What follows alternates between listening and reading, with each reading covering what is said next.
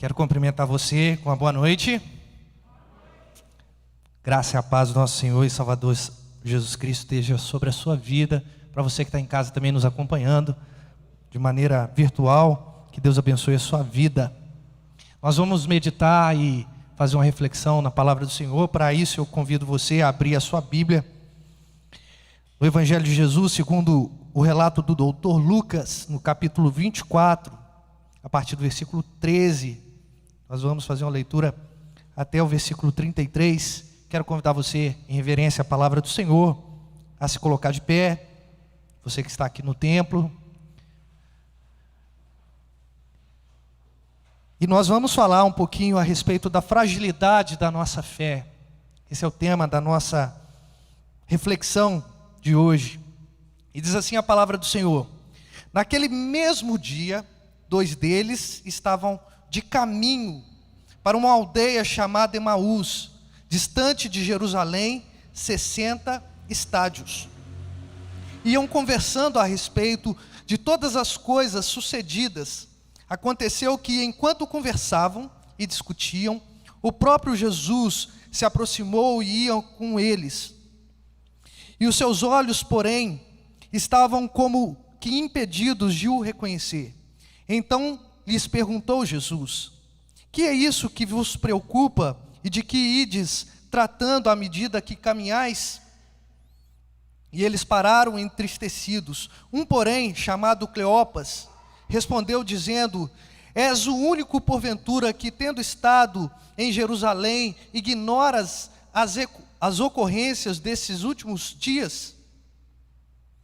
Ele perguntou: quais? E explicaram: aconteceu a Jesus, o Nazareno, que era varão profeta, poderoso em obras e palavras diante de Deus e de todo o povo. E como os principais sacerdotes e as nossas autoridades o entregaram para ser condenado à morte e crucificaram. Ora, nós esperávamos que fosse ele quem havia de redimir Israel. Mas depois de tudo isto, já é este o 3º dia desde tais coisas que sucederam. É verdade também que algumas mulheres das que estavam conosco nos surpreenderam, tendo ido de madrugada ao túmulo e não achando o corpo de Jesus, voltaram dizendo terem tido uma visão de anjos, os quais afirmam que ele vive. De fato, alguns dos nossos foram ao sepulcro e verificaram a exatidão do que disseram as mulheres, mas não o viram. Então disse Jesus: ó nécios e tardos de coração, para crer tudo que os profetas disseram, porventura não convinha que o Cristo padecesse e entrasse na sua glória? E começando por Moisés, discorrendo por todos os profetas, expunha-lhes o que a seu respeito constava em todas as Escrituras. Quando se aproximaram da aldeia para onde iam, fez ele menção de passar adiante, mas eles o constrangeram, dizendo: fica conosco, porque é tarde, e o dia já declina. Entrou para ficar com eles, e aconteceu que, estando à mesa, tomou ele o pão, e abençoou, e tendo partido, lhes deu. Então lhes abriram os olhos, e o reconheceram, mas ele desapareceu da presença deles. Então disseram um ao outro: porventura não nos ardia o coração, quando ele, pelo caminho, nos falava, quando nos expunha as Escrituras? Na mesma hora, levantando-se, voltaram para Jerusalém, onde se acharam reunidos os 11 e outros com eles. Pode se assentar, que o Senhor Espírito Santo aplique essa palavra no nosso coração. Nós vamos falar a respeito da fragilidade da nossa fé. Certamente você está tendo experiências a respeito de quanto nós somos frágeis, quanto as situações do cotidiano pode interferir na nossa vida de uma maneira muito brusca. E um exemplo disso é esse vírus que está acontecendo. É de uma estranheza muito grande não poder ver o rosto de maneira completa dos irmãos que estão aqui presentes. E ver a igreja dividida em seções para que as pessoas possam ter a distância correta, como diz a nossa legislação. E você, com toda certeza, apesar de toda essa situação, você tem experiência com coisas frágeis, objetos delicados, situações que merecem mais atenção do que o comum, pessoas fragilizadas. Enfim, a nossa vida, ela é uma vida cercada de fragilidades. E é por conta dessas fragilidades que temos mais atenção, não é mesmo? Não é assim? Por exemplo, quando nós fazemos uma compra pela internet e algo é muito frágil, esse objeto, ele vem envolto com plástico bolha, com isopor, enfim, com série de cuidados, e ainda além disso tudo, vem escrito em letras bem grandes na embalagem, frágil. Porque de fato demanda não só dos entregadores, mas também daqueles que vão receber um cuidado ao manusear, ao abrir esse objeto. E a nossa fé, ela é de fato uma fé às vezes frágil. Poderosa sim, mas é uma fé totalmente frágil. Mas ela não é frágil por conta de quem nos dá essa fé, porque a fé é um dom de Deus. Efésios vai falar isso, Paulo vai falar isso aos Efésios. A fé é um dom de Deus, então ela não é frágil por conta da natureza dela em si, da onde ela emana. Ela é frágil por conta do recipiente, por conta de cada um de nós. Essa fragilidade, ela não é uma exclusividade dos crentes do século 21, apesar de estarem mais aguçado, de estar mais aguçada essa fragilidade dentro de nossas comunidades, né, hoje. As pessoas se magoam com muita facilidade. Mas se observarmos a história, e principalmente as Escrituras, vamos ver pessoas que de fato, no exercício da sua fé, foram fracas. Quem não se lembra do episódio muito interessante de quando os discípulos estavam no barco e viram um homem andando sobre as águas, e Jesus gritou uma palavra muito conhecida pelos judeus: eu sou, eu sou, fiquem tranquilos. Mas Pedro, por conta da sua pequena fé, duvidou e falou: Senhor, se és tu, me chama para ir ter contigo. E ele começou a caminhar. E logo que ele começou a perceber os ventos, ele se afundou, e a palavra de Jesus foi: homem de pequena fé. Podemos lembrar aqui também de quando os discípulos foram compelidos a perdoar, em Mateus 17, a partir do versículo 3. E eles viram que não tinham condições de fazer, ou de dar tal perdão. Eles clamaram para Jesus: Senhor, aumenta-nos a fé. É interessante que a nossa confissão de fé, no capítulo 14, na seção 3, ou no parágrafo 3, vai dizer que esta fé é de diferentes graus, fraca ou forte, pode ser muitas vezes e de muitos modos assaltadas e enfraquecida, mas sempre alcança a vitória, atingindo em muito uma perfeita segurança em Cristo, que é não somente o autor, como também o consumador da nossa fé. Olha que palavras tiradas das nossas confissões.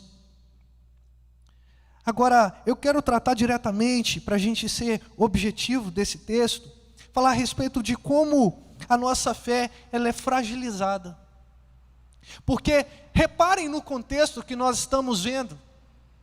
Jesus havia sido entregue àqueles que iriam crucificar, e isso não era novidade. Bastava ler os escritos dos profetas, as profecias que apontavam para esse dia, que era um dia glorioso, porque a morte foi vencida por Cristo na cruz do Calvário. E os escritos também diziam que ele ressuscitaria no terceiro dia.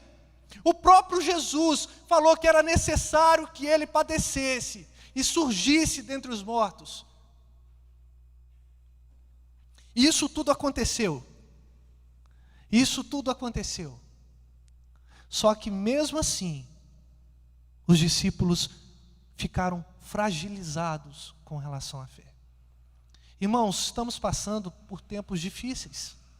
E muitos de nós estamos vivendo uma vida fragilizada com relação à fé.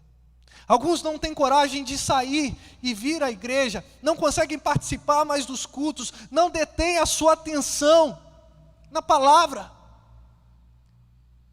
Sob o slogan de "fique em casa", nós pretendíamos ter uma comunhão maior com Deus. Agora vai dar tempo de eu ler a Bíblia, agora vai dar tempo de eu meditar na palavra. Mas nós ficamos cada vez mais acomodados com a situação, a ponto de pessoas dizerem: olha, eu não consigo mais voltar, eu acostumei com essa nova realidade. Na verdade, é nesses momentos que a nossa fé está sendo assaltada. É nesse momento que a nossa fé está sendo minada pelo inimigo das nossas almas. E com esses discípulos não foi diferente. O texto vai dizer que naquele mesmo dia, ou seja, no mesmo dia que Jesus foi crucificado, 2 deles começaram a andar pelos caminhos, indo embora de Jerusalém, bem distante, para Emaús. E iam conversando a respeito do que havia acontecido naqueles últimos dias. E provavelmente, pelo discurso deles, era um discurso totalmente pessimista. Você e eu, será que nós percebemos a situação de uma maneira completa? Será que nós temos um discurso pessimista com relação às coisas que têm acontecido?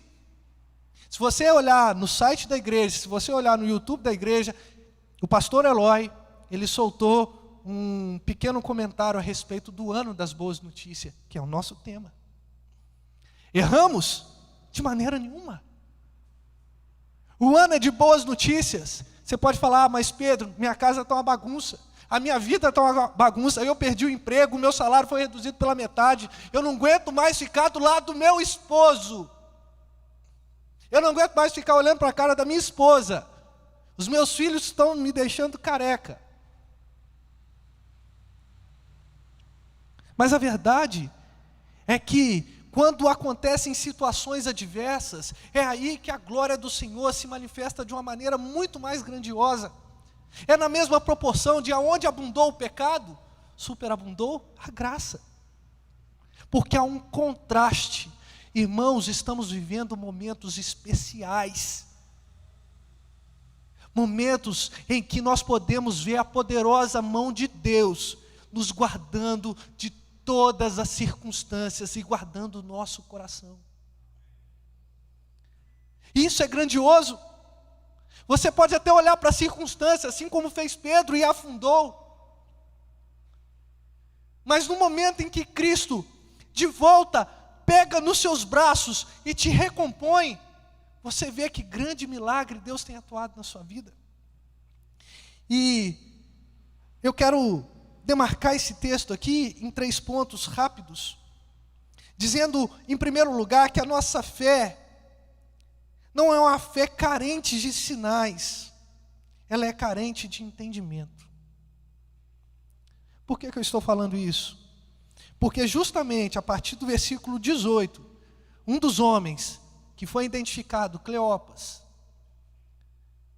ele começou a contar o que estava acontecendo, e reparem as palavras desse homem, desse discípulo.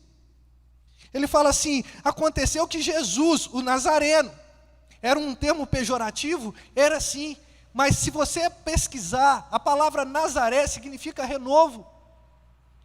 Jesus, aquele que traz um renovo aos nossos corações, o Nazareno. E ele dá mais atribuições a Jesus. Era varão profeta, poderoso em obras e em palavras diante de Deus e diante de todo o povo. Então, os discípulos ali reconheciam os sinais de Jesus. reconhecia que esse Jesus era de fato o Cristo Messias. E eles mesmos falam isso, que depois dos principais sacerdotes e as autoridades o entregarem para ser condenado à morte e crucificaram. Ora, nós esperávamos, ou seja, tínhamos esperança que esse era o Messias de fato, porque as obras testificavam que ele era o ungido de Deus, o Messias, o enviado de Deus. Então, a nossa fé, ela não é carente de sinais. E o maior sinal de todos foi a ressurreição de Cristo. Foi quando ele surgiu da morte. Como Paulo descreveu em 1 Coríntios capítulo 15, que ele venceu a morte. Ó morte, agora onde está a sua vitória? Cristo encravou a morte, a vitória sobre a morte, na cruz do Calvário. Então a nossa fé, ela não é uma fé carente de sinais. Nós vemos nas Escrituras Sagradas que Deus, Ele está fazendo sinais. Ele fez sinais, está fazendo sinais. Ele vai provando o teu amor para conosco até o dia da sua vinda. A nossa fé é frágil por conta de entendimento. É frágil por conta da nossa debilidade. Sinais, obras poderosas, a morte prevista pelos profetas e o clímax, a ressurreição. E mesmo assim, a fé daqueles homens estava frágil. A nossa vida, às vezes, é fragilidade, a nossa espiritualidade é fragilizada porque a gente não percebe as coisas num contexto geral. É o que nós chamamos de visão holística. Nós vemos as circunstâncias adversas, nós vemos as tribulações, mas quem é o Deus da tribulação? Quem é o Deus das circunstâncias adversas? É o nosso Deus, é o Deus que faz tudo quanto lhe apraz. Por isso, meu irmão, a sua fé, a minha fé, a nossa fé, ela precisa ser firmada na palavra do Senhor. Não carente de sinais, porque não precisamos mais de sinais. Cristo já cumpriu todos os sinais na cruz do Calvário. Nós podemos acordar e contemplar o amanhecer, é um sinal da graça do Senhor sobre as nossas vidas. Nós podemos contemplar a chuva que tem caído, graças a Deus por isso, e ver que Deus está providenciando meios para as nossas vidas ser sustentadas. Então a nossa fé não é carente de sinal. A nossa fé é carente de entendimento. Eles sabiam tudo isso, mas não entendiam. Saber nem sempre é entender. Tem muitos filósofos contemporâneos, alguns relevantes na sociedade, que falam das Escrituras de maneira sublime, que conhecem versículos, trechos, passagens de cor, e que dariam um banho em muitos pastores com relação à teologia, mas não compreendem, porque não há o Espírito Santo, porque não há o entendimento da palavra que Jesus traz aos nossos corações. O segundo ponto, a nossa fé é dada por Deus, mas é aperfeiçoada por meio do entendimento dado por Cristo. Reparem nos versículos 25 a 31. Jesus vai falar assim: então lhes disse Jesus, honestos e tardos de coração para crer tudo que os profetas disseram, porventura não convinha, não era necessário que o Cristo padecesse e entrasse na sua glória? E ele começou a discorrer sobre a sua vida, começando de Moisés até os profetas, e expunha a seu respeito em toda a Escritura. A fé de fato não é um dom, Aliás, a fé não é, de fato, não vem de nós, é um dom de Deus. Paulo disse isso aos Efésios, eu já mencionei. Mas esse texto nos mostra que Deus, além de nos proporcionar essa fé, Ele também constantemente faz essa manutenção dela nos nossos corações. A nossa fé precisa de manutenção. Eu estou tendo um problema com o computador. Por quê? Porque ele está precisando de manutenção. Às vezes a gente acha que é só adquirir. E agora falando de fé no sentido passivo, é Deus nos dá. Mas a nossa fé precisa de uma manutenção.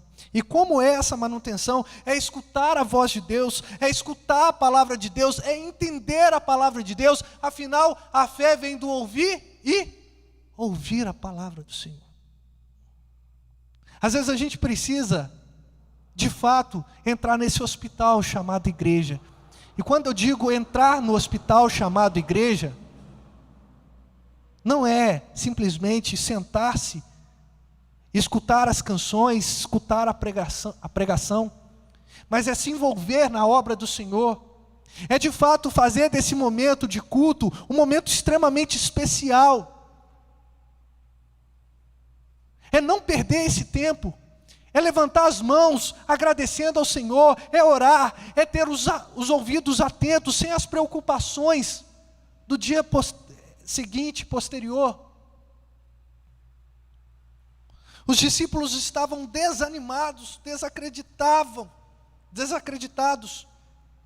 Eles criam que a história da salvação tinha se findado com a morte. Mas, na verdade, a história da salvação foi sacramentalizada com a morte e a ressurreição de Cristo. Como se esquecer do tetelestai, está pago, está consumado. Como se esquecer disso? A nossa fé tem sido frágil, porque a gente não lembra das palavras de Cristo, a gente não lembra da obra, o que Cristo fez nas nossas vidas. E de que maneira Cristo apresentou essa história da salvação àqueles dois discípulos. Em primeiro lugar, no versículo 25, ele os confrontou. Disciplina é igual a amor. Deus disciplina quem ama. Nós temos tido ceia, o sacramento ceia constantemente, e vamos lendo todos os domingos, e estamos lendo todos os domingos, a explicação de Paulo aos Coríntios a respeito da ceia. E diz que nós somos disciplinados pelo Senhor para não sermos condenados com o mundo. Disciplina. Nós precisamos ser moldados pelo Senhor. Nós precisamos aprender a escutar palavras duras. Olha o que Jesus fala para aqueles homens: ó nécios e tardos, infantis, pedantes de coração, para crer em tudo que os profetas disseram. Vocês esqueceram do que os profetas disseram? E aí eu estendo a pergunta para vocês: você se esqueceu do que Cristo fez na sua vida? Muitos aqui presentes e que estão escutando essa palavra, em tempos remotos, tempos atrás, estavam agora num momento como esse, pelos botecos da cidade, se embriagando, se prostituindo, gastando o seu ganha-pão naquilo que de fato não agradava a Deus, mas Deus te resgatou e te tirou do império das trevas e trouxe para a maravilhosa luz. Você hoje não anda no escuro, você tem a luz de Cristo. Em primeiro lugar, confrontando, e segundo, mostrando a necessidade da sua morte. Precisamos, de fato, ver essa realidade. Você que está em casa e ainda não veio à igreja para participar do momento da ceia, esse é um convite. Porque é nesse momento que nós nos lembramos do sacrifício do Senhor e que temos a plena comunhão com Cristo. É o clímax da nossa comunhão. Você pode passar a madrugada orando de joelho no milho, mas não substitui o sacramento da ceia. Em primeiro lugar, portanto, o confronto, e segundo, mostrando a necessidade da sua morte, e em terceiro lugar, Jesus, ele apresenta a história da salvação expondo as Escrituras de maneira completa. Isso é muito interessante. Sabe por quê? Porque a gente faz das Escrituras um bem me quer, mal me quer. Já viu isso? Lembra disso? Isso não existe mais não, né? A gente pegava a margarida, bem me quer, mal me quer, bem me quer, mal me quer. A gente lê um certo trecho e fala assim, não, isso aqui é muito pesado, isso aqui dá para mim não. Se deixasse a gente até arrancava a folha, né? Aí é aquele texto que fala ao nosso coração, a gente grifa, oh, coisa boa.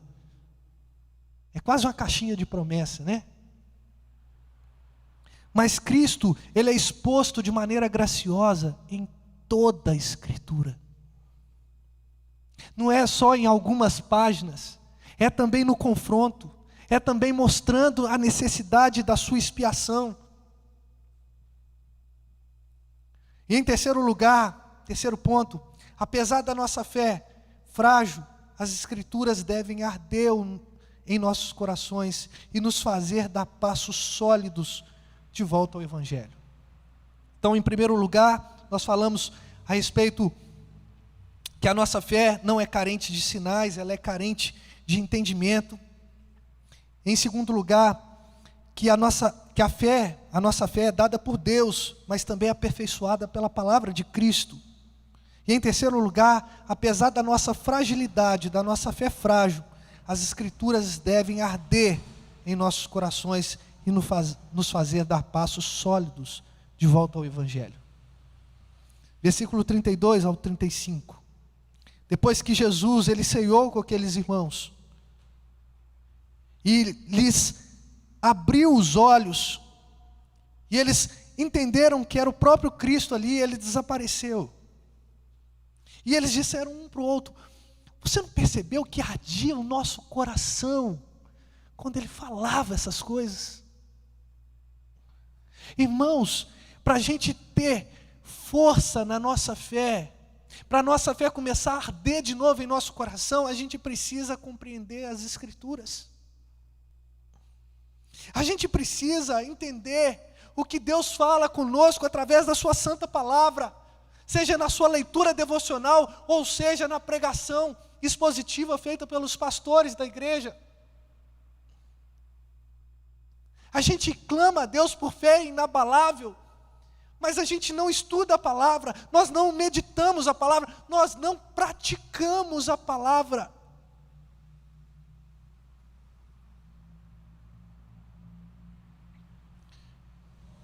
E é interessante isso, que a fé as Escrituras devem arder o nosso coração e nos fazer também dar passos sólidos. Por que eu coloquei isso? Interessante.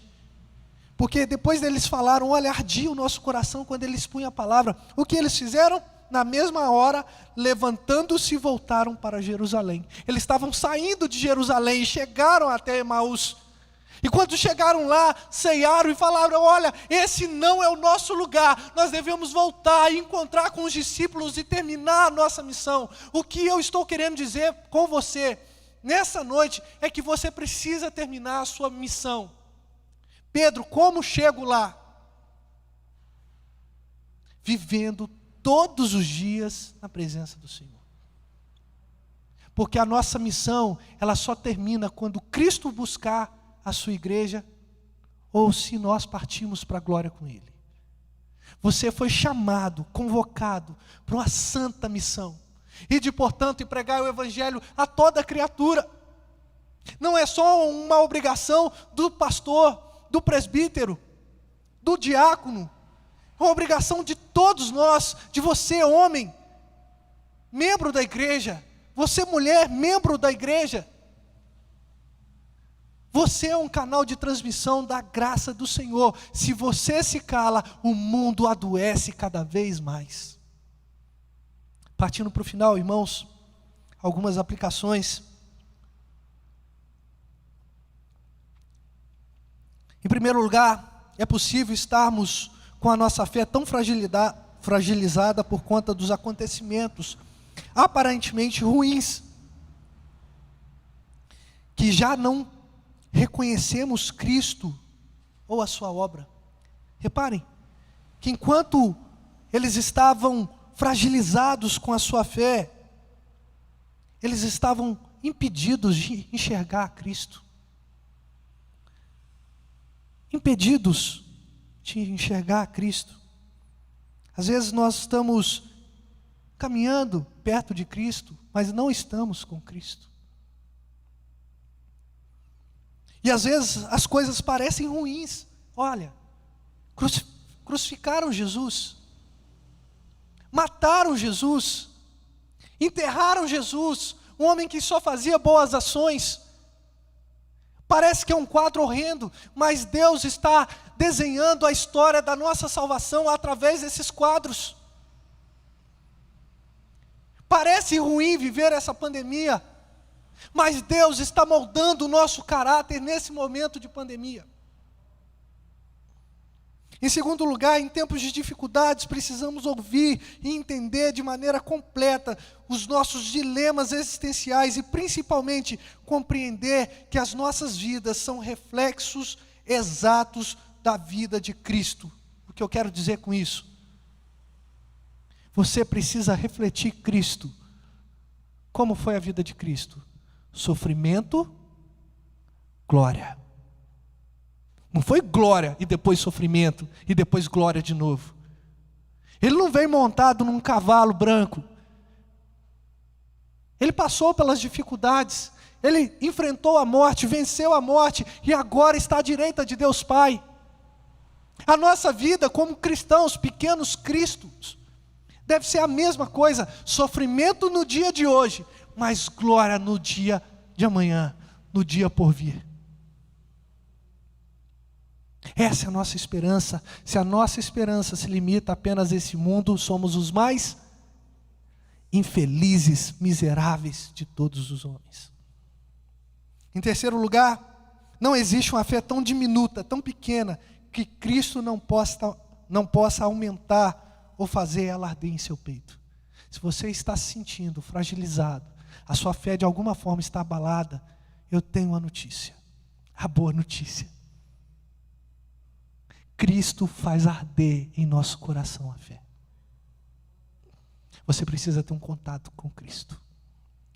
Você precisa ter intimidade com Cristo. Ele é, de fato, a resposta para os dilemas das nossas vidas.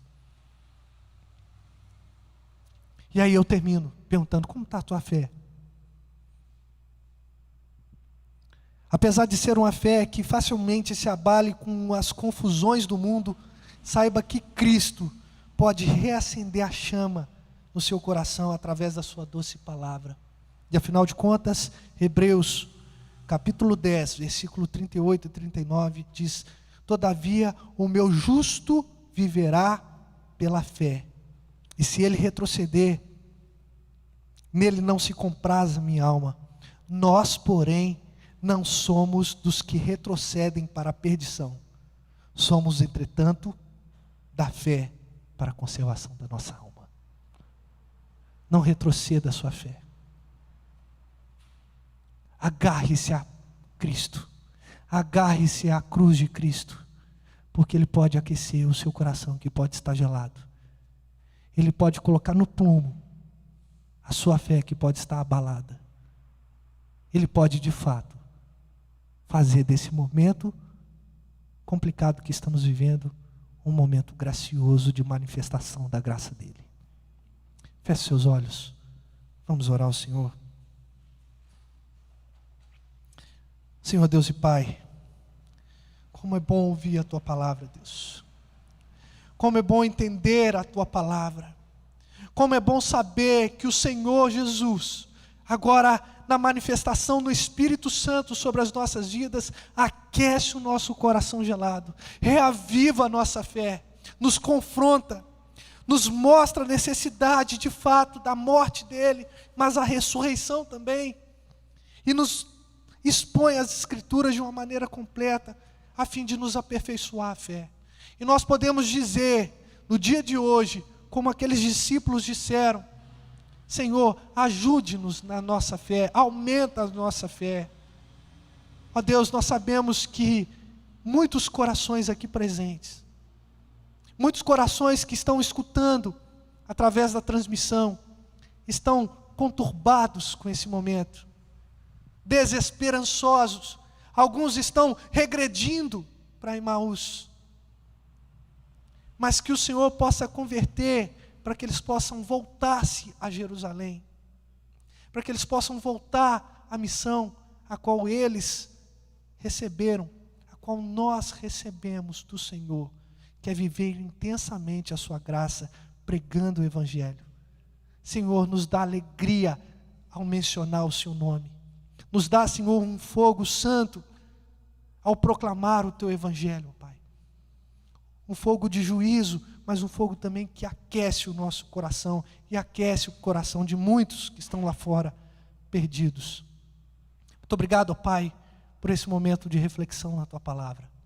Que nós possamos, de fato, guardar e fazer valer todas essas palavras em nosso cotidiano.